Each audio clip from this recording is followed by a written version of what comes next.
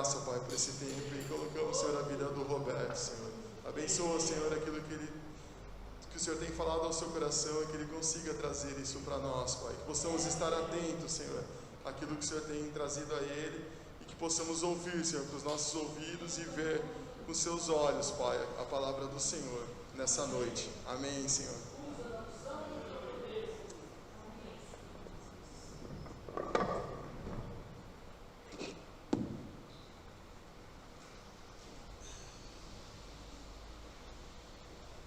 Bom, boa noite. Hoje sou eu incumbido aqui de trazer uma palavra. E aí, a gente tem ouvido bastante, né, esse tempo sobre o corpo, sobre a unidade do corpo, a importância do corpo andar junto. Isso tem sido bastante falado, sobre Cristo ser o cabeça da igreja também. Outro tema que a gente tem ouvido bastante nas pregações, nas lives que a gente faz às vezes, é sobre discernir o tempo presente, né, que é o momento atual, né? Então hoje eu queria falar um pouco também sobre isso, mas também focar no sentido de igreja, de corpo, né, para a gente pensar sobre isso. Bom, como sabe, né, já é um assunto meio batido hoje, o tempo de hoje, os tempos atuais, né? Não sei se vocês vão concordar comigo, mas eu separei 3 itens que são as principais características do tempo atual, né? Que é a desagregação, as pessoas estão longe uma das outras, cada vez mais se apartando uma das outras, se afastando, seja por motivos de saúde, seja por motivos pessoais mesmo, porque quer, né? Tem muita gente que se aparta não é por saúde, é porque não quer ficar perto de ninguém mesmo. Chama egoísmo isso. Aí também está tendo muita contestação, né? Um tempo de contestação dos valores morais, das virtudes. Hoje em dia não é importante você ser honesto, não é importante você muitas vezes cumprir seu compromisso. Você às vezes é taxado de trouxa, idiota, aquele que é enganado facilmente, né? Então, hoje em dia, honestidade, valores morais, virtudes, essas coisas não estão muito na moda, né? A pessoa de Cristo, de Deus, a figura de Deus, como eu já falei num tempo atrás, acho que foi numa quarta-feira, né? Aquele Cristo, a ideia de Deus, isso aí está sendo contestado pela ciência, pelas filosofias. E também é um tempo de outro item é um tempo de muita violência, né? Um tempo de muita maldade, briga, discórdia, as pessoas se matando parentes, muitos acidentes, né? Sejam acidentes naturais da natureza, assim, tempestades, desastres, sejam desastres provocados pelo próprio homem, né? Pela imprudência do homem. Como a gente vê, é notícia, né? Semana é só isso, né? Então a gente vê esse é o lado negativo que a gente está vendo no mundo, né? Eu não sei se vocês percebem assim também, mas do que eu consegui perceber no mundo esse tempo, tá assim, né? Então eu queria dizer assim, que tempo relatado na Bíblia a gente lembra disso? Tem um momento, até o próprio Jesus cita, né? Houve um tempo que também a civilização, né? Se é que se pode chamar disso, a civilização estava agindo dessa forma, discórdia, briga, maldade, imoralidade. Era o tempo de Noé. Então o texto que a gente vai ler é Gênesis 6. Gênesis 6, a partir do 1 mesmo.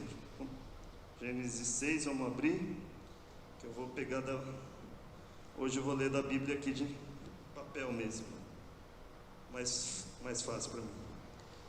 Vamos lá, Gênesis 6,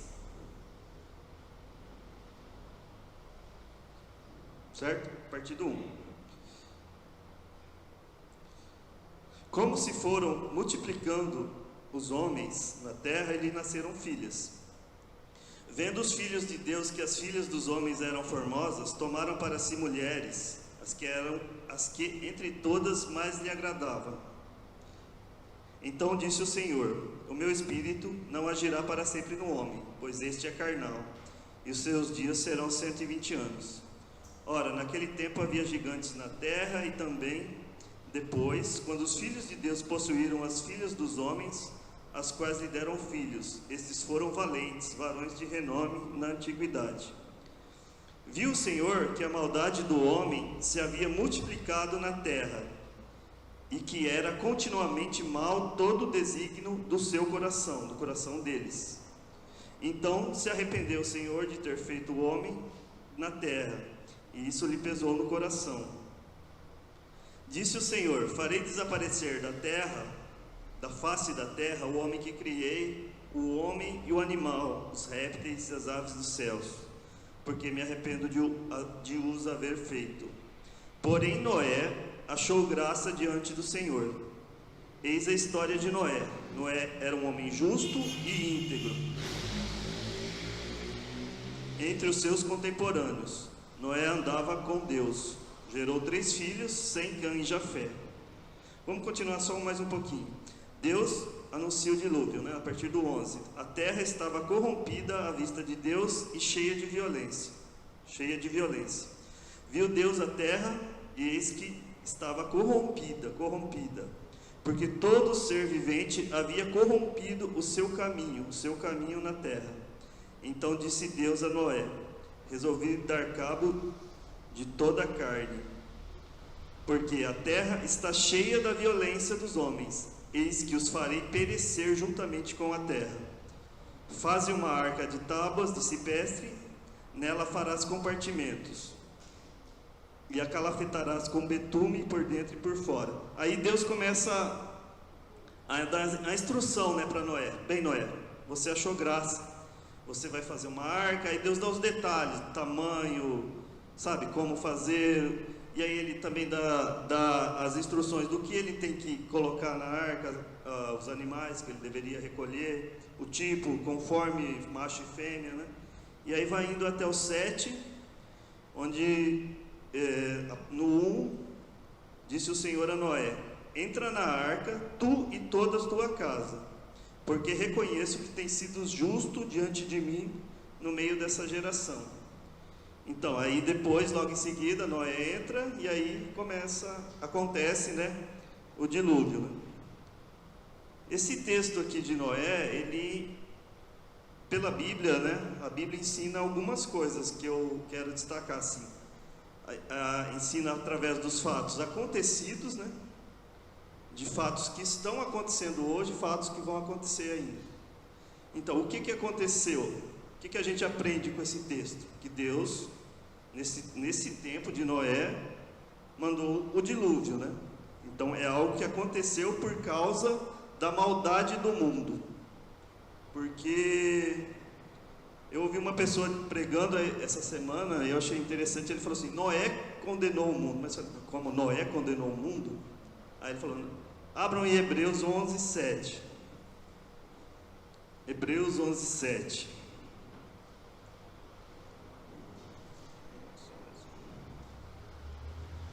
Então, ele disse assim: Noé condenou o mundo. Mas de onde ele tirou? Daqui. Lá em Hebreus 11, 7, diz: pela fé, Noé, divinamente instruído acerca de acontecimentos que ainda não se viam, e sendo temente a Deus, aparelhou uma arca para a salvação da sua casa, pela qual condenou o mundo, e se tornou herdeiro da justiça que vem da fé. Aí eu pensei assim: mas por que ele condenou o mundo, Ele condenou porque ele temeu a Deus e ele obedeceu. Então ele foi o parâmetro ali do juízo. Aí ele tem um exemplo assim interessante, Ele diz que, imagina um professor que chega na classe assim, tem 10 alunos. Aí ele fala: prova surpresa hoje. Aí todo mundo, nossa, assusta. 9 pessoas tiram 0. Aí essas 9 pessoas vão lá professor, você não podia ter dado essa prova, tá vendo? 9 pessoas tiraram 0, a gente não... Aí ele olha, e aquele ali, quanto que ele tirou? Ele tirou 10, tá vendo? Se alguém tirou 10, eu não vou cancelar a prova, porque existia um parâmetro ali alto. Então a matéria foi dada, a matéria foi ensinada, alguém aprendeu. Se os 9 tiraram 0, não era culpa do professor. Então quem condenou a classe? Aquele que tirou 10. Entenderam a relação do que ele quis dizer? Então, continuando no fatos que aconteceram, fatos que vão acontecer e fatos que estão acontecendo. Vamos voltar lá um pouquinho agora para Mateus, né? Que é aquele texto que Jesus, Mateus 24, a partir do 37, que é o texto que Jesus fala de Noé. Mateus 24, a partir do 37. É um texto que está sendo muito citado, né? Pois assim, como foi nos dias de Noé, também será a vinda do Filho do Homem. Porquanto assim como nos dias anteriores ao dilúvio, comiam, bebiam, casavam e davam-se em casamento, até o dia que Noé entrou na arca. E não o perceberam, não perceberam que ele entrou, senão quando veio o dilúvio e os levou a todos. Assim será também a vinda do Filho do Homem. Aí Jesus continua falando, né? Que um vai estar no campo, um vai estar trabalhando, aí um vai, outro não, e assim. Mas essa é a citação de Jesus de Noé, né? Então hoje, o mundo é como naqueles tempos. O mundo zomba de Deus, zomba dos que temem. O mundo que eu digo, o mundo que não crê, né? Que vocês compreendem, porque Deus amou o mundo, a criação, né? Toda a criação dele, mas existe um sistema desse mundo, que é isso que eu estou falando. É um sistema que não ama Deus, que não teme Deus, então que zomba de Deus. E poucos discernem os sinais dos tempos. A gente às vezes fica pensando, né? Nos tempos, se a gente começar a fazer essa análise que a gente está fazendo, a gente começa a discernir algumas coisas, mas a maioria não está pensando nisso, né? E Deus hoje está falando, assim como ele falou com Noé constrói uma arca, porque vai vir dilúvio, o povo está mal. Deus está falando isso hoje? Também. Está falando por meio da palavra, por meio de alguns profetas, de pessoas que estão falando sobre isso, fala sobre os próprios sinais que a gente está relatando aqui. Então o que Deus está falando hoje? A mesma coisa que ele falou para Noé: construa uma arca. Mas hoje a gente vai fazer uma arca de madeira, ou de, sei lá, de fibra, de ferro, um barco, para a gente se salvar? Não é nesse sentido, né? A gente tem o mesmo sentimento, o mesmo pensamento de Noé, né? A gente vai construir uma arca ouvindo e obedecendo a voz de Deus, assim como Noé fez. Por que Noé construiu a arca? Para ele suportar as ondas, para abrigar a sua família, para abrigar os animais que Deus pediu para ele abrigar. Porque parece que não, mas eu imagino, né, que o dilúvio teve ondas, porque a terra se abriu e se não fosse uma arca projetada do jeito adequado, ela virava, tombava. Então tinha toda uma ideia de Deus ali para ser perfeito o negócio. Então ele fez a arca para suportar as ondas. Muitas pessoas hoje acham que podem, dilúvio, perseguição, coisa de crise, eu suporto isso, eu não preciso de Deus, não preciso seguir a instrução de Deus. Aí muitos hoje estão construindo iates. Imagina, Deus manda construir uma arca, ele vai construir um iate. O que é um iate? Para mostrar o seu poder, seu dinheiro. Então ele acha que o iate dele vai salvar ele do dilúvio. Entenda, o dilúvio que vem, não vai ser água, não sei, Deus prometeu que não seria de água, mas vai ser. Muitos estão usando um barquinho de salva-vidas, ou um caiaque. Já viram o caiaque? Aquele que vai ele sozinho, com um remozinho? Ah, não quero entrar em arca nenhuma, eu tenho meu caiaque. Se ele virar, quem vai desvirar ele? Está sozinho, né? Porque aí vai ter ondas, vai jogar ele para... É só uma linguagem figurada, espero que vocês estejam entendendo. E muitos estão construindo uma casa fortificada. Acredita que vai resistir ao dilúvio tendo uma casa bem feita, forte, protegida. Isso é confiar na economia, confiar na política, confiar na ciência, né? Então quem confia nessas coisas não está disposto a entrar na arca da vontade de Deus. Então, o que eu quero dizer hoje, a voz de Deus é: construam uma arca, entrem na arca, confiem na graça de Deus que vai cuidar de você dentro da arca. Então é a vontade de Deus, a presença dele, confiar no cuidado dele, e isso é urgente, parece que não, mas é urgente.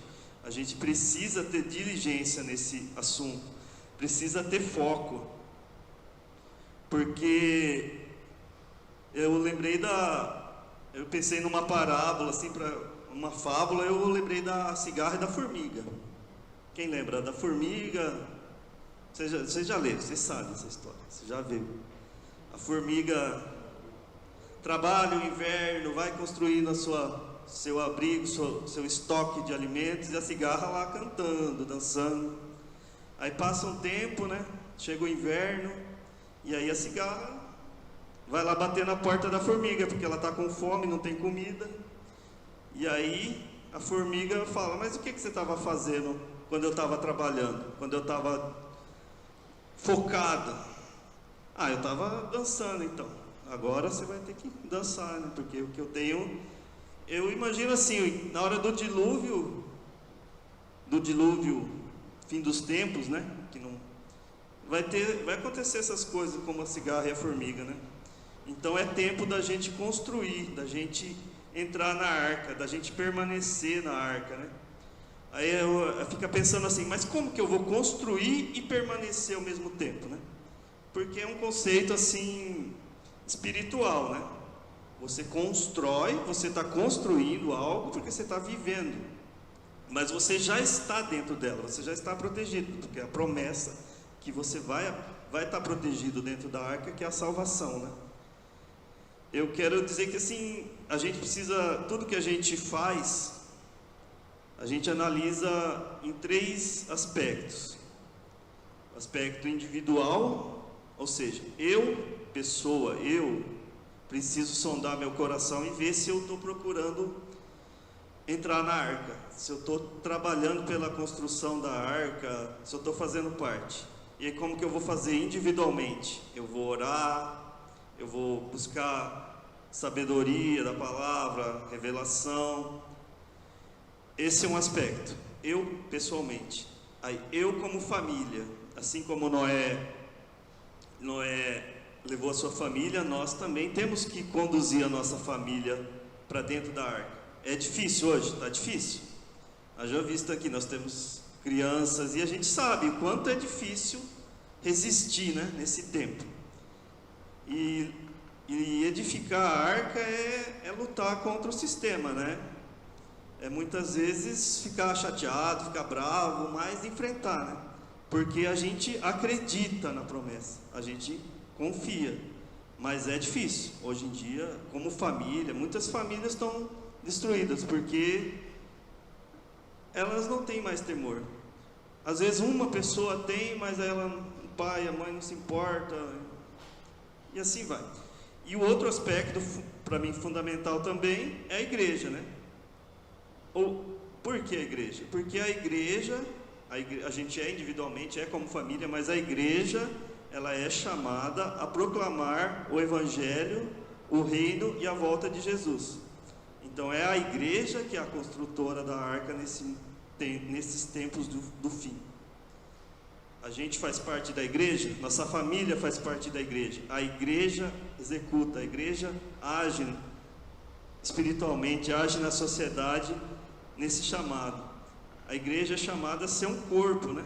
A gente está ouvindo isso, a gente tem que ser um corpo. E lá em Gênesis, Noé recebeu a instrução, cada pedaço se encaixa com o outro. Imagina se uma tábua não dá certo com a outra. Ele põe mais ou menos lá, põe uma em cima da outra, bate um prego torto lá, nem sei como ele fazia. Tem que se encaixar, tem que ser um corpo perfeito, porque senão o barco afunda, né? Se a gente quer ser igreja e quer assumir esse papel de construtores da arca, a gente tem que se encaixar, a gente tem que ter essa consciência de que nós somos um corpo que precisa ser ajustado, né?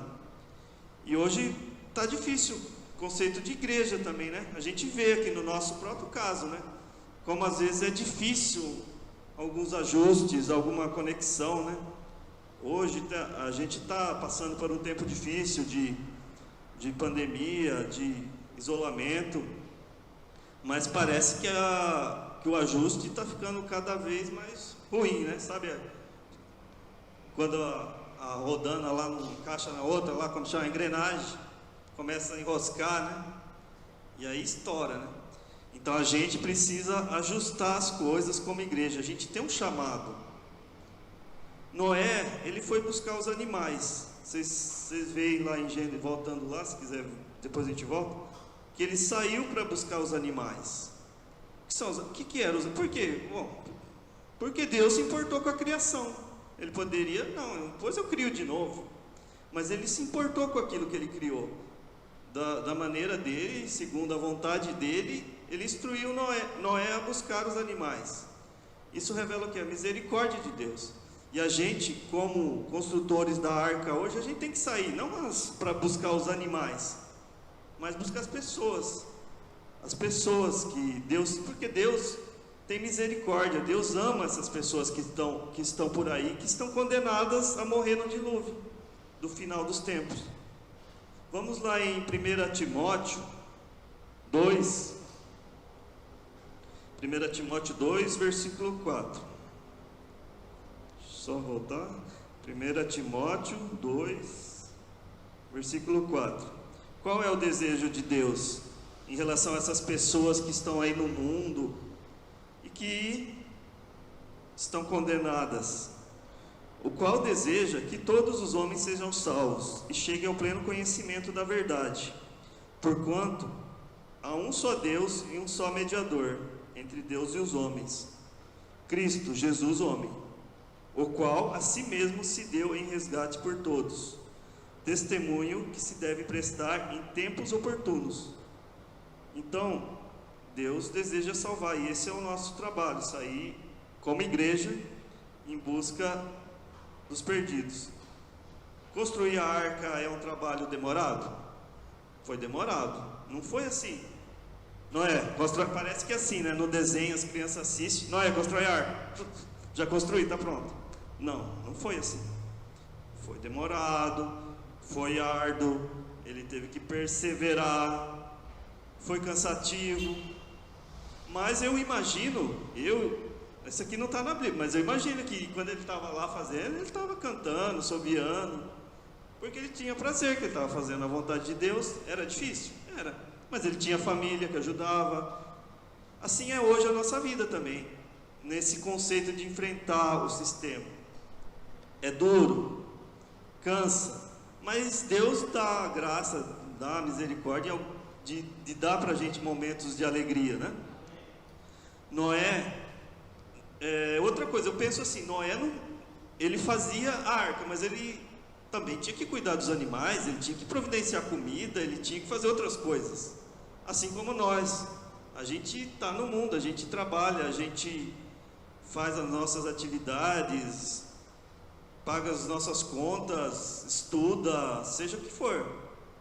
Noé fazia a arca, mas ele tinha os filhos dele provavelmente cuidavam dos animais, que eu também imagino que os animais foram chegando, não foi tudo de uma vez, não, busca os animais, porque vamos voltar lá, só para, depois vale um pouco de estudo nisso, para quem tiver interesse, estuda, se entender alguma coisa depois diferente, pode falar.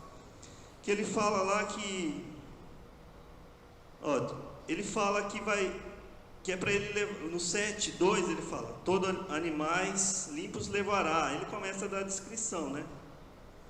Aí quando, depois de passar um tempo, né, aí ele vai descrevendo. Aí depois, 7 dias antes, né, de anunciar o dilúvio, aí ele manda colocar os animais para dentro da arca. Só que nisso provavelmente se passou muito tempo, ó, lá no 4, porque do versículo 7, capítulo 7, versículo 4, porque daqui a 7 dias farei chover sobre a terra e tal, e aí ele colocou os animais para dentro. Então ele tinha um trabalho de preparar o ambiente ali para abastecer a arca, os que iam servir de alimento, a grama, sei lá, o que ele ia colocar, as frutas. Eu imagino que o pernilongo entrou de gaiato nisso aí, viu? Deus não mandou não, mas ele invadiu lá. Pernilongo, mosca, entrou tudo sem pedir. Já tem uma teoria, precisa perguntar para o Adalto, sabe aquele Adalto? Tem um cientista cristão chamado Adalto Lourenço, né? Ele tem uns vídeos muito legais sobre o dilúvio, sobre a criação, para a gente poder estudar também. Então, voltando, é um trabalho demorado, foi difícil, e exige o quê? Entusiasmo, né? Motivação. Às vezes a igreja está apática, né? Ela vê o trabalho aí que a gente tem. Como pessoa eu falo também, às vezes a gente perde um pouco o entusiasmo, né? Quando acontece principalmente esses tempos assim de meio estranhos, né? A gente fica desmotivado, a gente fica perde um pouco o entusiasmo, a empolgação, né? Mas aí na vontade, no desejo de Deus, a igreja não pode perder a empolgação com o projeto de construir essa arca, né? Eu peguei um trecho de um livro, na realidade é uma citação do autor do livro Pequeno Príncipe, quem conhece? Exupéry. Ele fala assim, ó, presta atenção, imagina ele falando para ele não está falando para a igreja, né? Mas imagina falando: se você quer construir um navio, não chame as pessoas para juntar madeira ou atribuir-lhes tarefas e trabalho, mas sim ensina-os a desejar a infinita imensidão do oceano. Ou seja, você tem que colocar no coração das pessoas uma aspiração pelo reino, pela manifestação do reino de Deus. Se a gente só dá uma tarefa para a pessoa, falar, faça discípulo, pregue isso, sem ela estar com aquela motivação no coração, sem aquele entusiasmo, aquilo não vai frutificar, ela não vai fazer aquilo direito, porque não vai fazer parte do propósito de vida dela. Ou seja, não basta somente trabalhar com os braços, né? Não basta ser só uma obrigação. É o Espírito Santo que transforma isso em um propósito no nosso coração, esse desejo de servir, de construir a arca e de resgatar as pessoas, de resgatar a nossa família, a nossa casa. Só que todo propósito fiel, se é um propósito fiel, ele vai virar uma ação, ele vai virar um hábito. Aí a gente vai executar as coisas, porque aí a gente vai ter dentro do nosso coração esse entusiasmo, e as nossas ações vão refletir esse entusiasmo. O tempo está passando, né? O tempo está exigindo da gente tomar essa consciência, e a gente precisa como corpo aqui, como igreja, convergir a nossa visão, né? Não dá mais para a gente andar com a visão difusa, assim, diferente um dos outros. Um pensa isso, outro pensa aquilo, um acha que é assim, outro acha que é assado, um quer isso, outro quer aquilo. Não. Se a gente quer ter sucesso no nosso sucesso mesmo na nossa empreitada, que é uma empreitada delegada por Deus, a gente precisa andar com uma visão unificada. E isso é sério, assim, porque fora da arca, fora de Cristo, não há salvação. Então, se a gente vê as pessoas se afastando desse propósito, seja pessoalmente, seja alguém da família, seja se afastando da igreja, a gente tem que ficar atento, porque essa pessoa está correndo o risco de ser levada pelo dilúvio que vem no fim dos tempos. A gente crê, né? A gente crê no poder desse propósito, né? A gente crê que a gente é filho, que a gente é amado, que as nossas famílias, isso aqui, ó, vamos acreditar, né? Vamos passar até agora uma visão positiva. Nós que cremos, somos filhos amados e justificados. As nossas famílias são guardadas. Por mais que esse dilúvio pareça, nossa, vai ser tenebroso o fim dos tempos, a perseguição, os anos de tribulação, as dores, mas, sabe, eu confio na misericórdia de Deus. Deus não vai, sabe, deixar a gente só no sofrimento. Deus vai guardar a gente, se a gente manifestar esse propósito. E a nossa igreja vai ser uma igreja, nesses últimos tempos, uma igreja renovada. Acredita que a igreja, nossa igreja aqui, Peniel, vai ser uma igreja renovada. Vai ser um povo santo reunido, um povo focado no projeto da arca. Amém? É isso que eu espero, é isso que Deus espera. E a gente tem que embarcar nesse propósito, nesse projeto junto. E lá em Gênesis 7 ainda, no 16, né, ele diz que foi Deus que fechou. Ele que fechou a porta por fora. Se foi ele que fechou, então a palavra final é dele, sabe? Ele vai ver quem é dele, quem está lá dentro, e ele vai fechar a porta na hora certa. Então não precisa ter medo assim, quando será que vai... Ele vai fechar a porta, ele sabe a hora que ele vai fechar. Então, para a gente finalizando esse tempo, eu queria que a gente fizesse assim, ler um salmo, mas ler no sentido de estar orando ele. É o Salmo 27. Salmo conhecido, mas a gente vai ler esse salmo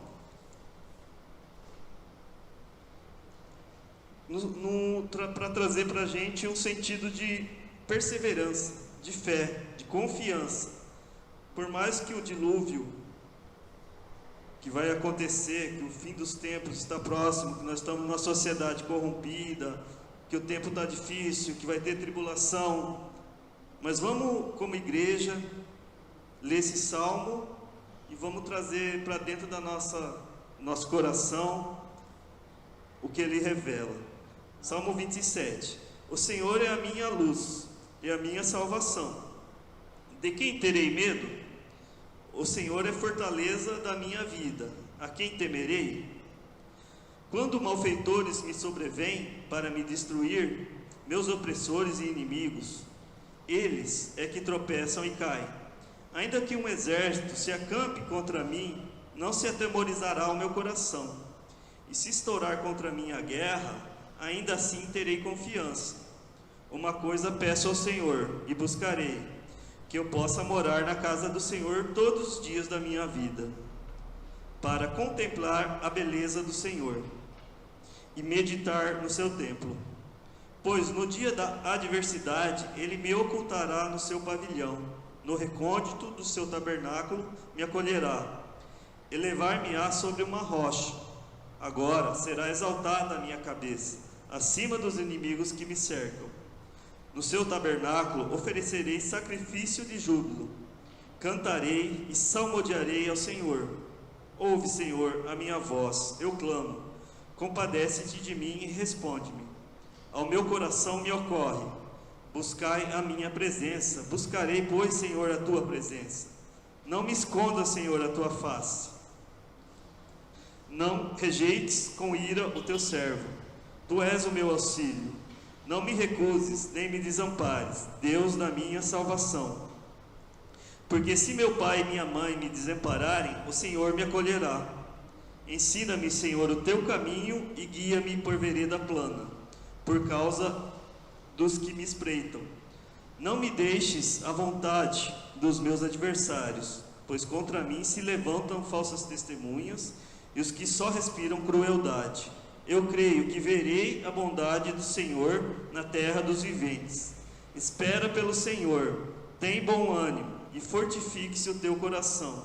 Espera, pois, pelo Senhor. Amém? Essa é a palavra de Deus para nós nesse tempo. Que a gente permaneça com ela no coração. Amém? Era só isso. Muito obrigado. Foi rápido, mas era essa a mensagem. Vamos orar para concluir. Senhor, nós te agradecemos por mais essa noite, Senhor, por mais essa reunião, por mais esse culto que nós estamos aqui fazendo, Senhor, em Teu nome, para Te adorar, Senhor. Que as pessoas possam ter recebido nos seus corações, Senhor, Sua palavra, Senhor.